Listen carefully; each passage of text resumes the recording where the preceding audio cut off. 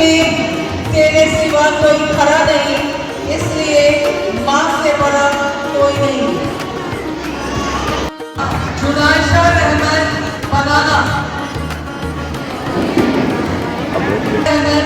बनाना।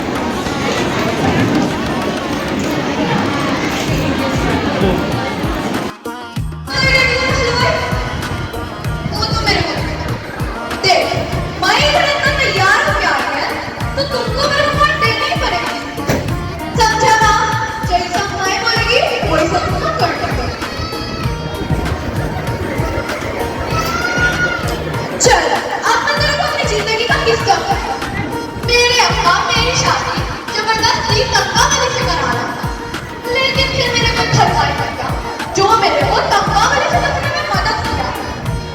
लेकिन ये बात जब मेरे अब्बा को पता चली तो उस हलवाई की बैठ गई और मेरे अरे ओ तब्बा वाली यार इसको जानी पड़ती टाटा। इतना महंगा मैं मेकअप करा के आई, सब का सब मेरा फेस जा रहा है। अब कुछ भी बस कहते हैं कि मैं अपने साथ की बिल्कुल क्या कहती हाँ माना मेरे साथ क्या किया बहुत महान है, पर क्या किया उनसे दो ना ज़्यादा महान है। मैंने तुम्हें इतनी भी अच्छी सर्विस दी, इतनी भी अच्छी सर्विस दी कि मैं क्या बताऊँ।